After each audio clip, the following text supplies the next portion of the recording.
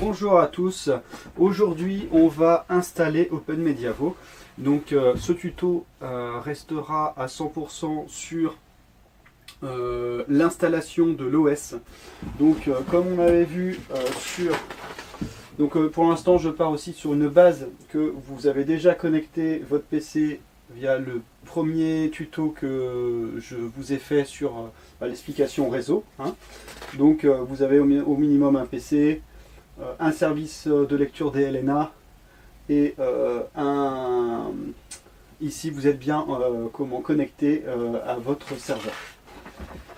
Votre PC, enfin votre serveur, du coup on a bien vu la carte mère, le pros, la RAM. Vous avez au moins un disque dur pour de la donnée, un disque dur pour l'installation de l'OS et une carte réseau pour s'y connecter dessus. Comme je disais ici, c'est en option. Donc on va commencer tout de suite. Là vous êtes prêt à démarrer. Voilà, on clique sur installer, donc via les touches du clavier. Ici on va sélectionner la langue. Voilà, tous les paramètres de langue. Donc j'ai accéléré les temps de chargement. Donc là on va choisir le nom de sa machine. Donc ça c'est comme on veut. Pour moi OpenMediavo 3X me convient très bien, c'est sa version. Donc via tabulation, continuer. Ici en domaine, moi j'ai laissé local. On peut mettre blabla par exemple. Voilà, chacun son domaine. Tabulation, continuer. Et là on choisit son mot de passe route super utilisateur. Attention, c'est très important, il faut bien s'en souvenir.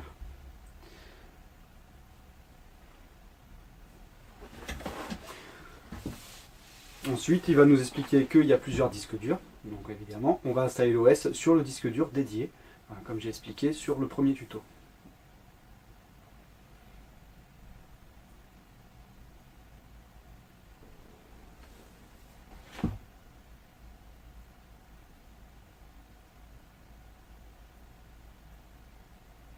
Donc ici, on rechoisit le pays pour le serveur de téléchargement des paquets de l'OS. Voilà, comme ça, il va télécharger les paquets de OpenMediavo 3.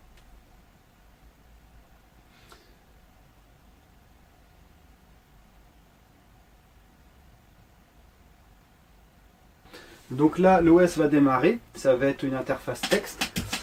Donc pareil, avec le clavier, entrée. Et ici, on va arriver, on se log en tapant login root et le mot de passe qu'on a utilisé lors de l'installation, celui qu'il fallait bien se rappeler.